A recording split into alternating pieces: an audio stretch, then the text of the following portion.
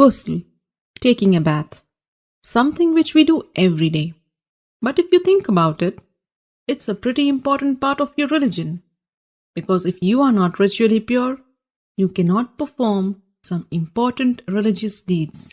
And how much time and effort you put into learning the correct manner of ghusl, and how consciously and how well you perform the ghusl, shows your concern for the way you stand before Allah. Because al-ghuslu amana bayna al-abdi wa bayna rabbihi.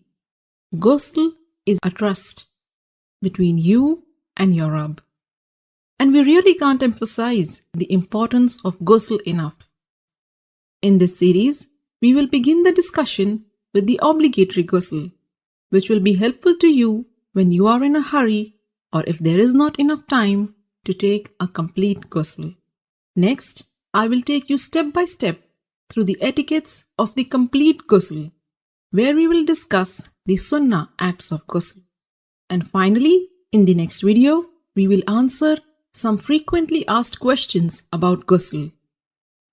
Alhamdulillah, all the information and answers are taken from the writings and fatwa of the scholars. So let's begin. There are two kinds of ritual impurities, the minor impurity and the major impurity, which occurs as a result of janabah, haid or nifas. To achieve tahara from the minor impurity, you only need to renew your wudu, ablution, whereas in the case of major impurity, you need to take a ghusl. And ghusl can be taken in two ways. A complete ghusl with all the sunnahs of the Prophet, and a partial or a sufficient ghusl, which means only doing what is obligatory to free yourself from the ritual impurity. So what are these obligatory acts of ghusl? A beforehand niyyah, intention that you are taking this bath to purify yourself from the major ritual impurity, rinsing your mouth and nose, and letting water run over your entire body at least once.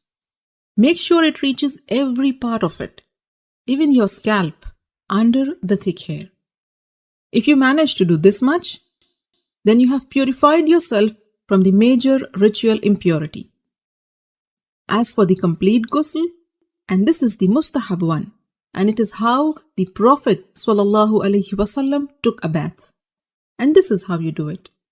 Begin with an intention to purify yourself from the major impurity. Then say Bismillah. Wash your hands 3 times. Then with your left hand, wash your private parts and anywhere else that is contaminated with traces of impurity. Then make a complete wudu, just as you would for prayers. Then pour water over your head 3 times, rubbing and making sure that it thoroughly reaches your scalp.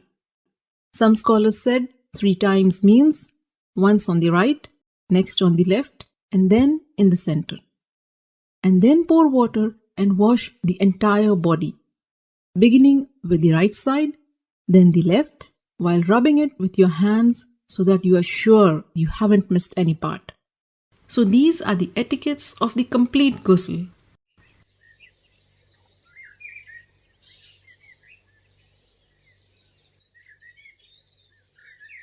Ghusl essentially means letting water run over every part of your body. So if you are wearing a ring, you should move it. And if it is so tight that the water won't reach the skin underneath, then you have to remove it. Cosmetic items which form a barrier and prevent the water from reaching your skin must also be taken off. In a narration of Maymuna radiallahu ta'ala anha, it is mentioned that the Prophet sallallahu alaihi wasallam moved away from the spot where he had been taking ghusl, and then he washed his feet. Shaykh Ibn al-Uthaymin rahimahullah explained that what is apparent from the various narrations is that the Prophet washed his feet after ghusl only when there was a need. Like if the floor is made of dirt, and if the feet are not washed, they will remain soiled. So you may want to wash your feet after ghusl if there is a need. With this, you are now well informed about the how-to of the perfect ghusl. For more how-to guides, subscribe to the Striving Muslimah YouTube channel or get yourself to thestrivingmuslimah.com and subscribe to the mailing list. I will keep you updated about all the latest videos and interesting articles. Don't forget to share this how-to guide with your family and friends.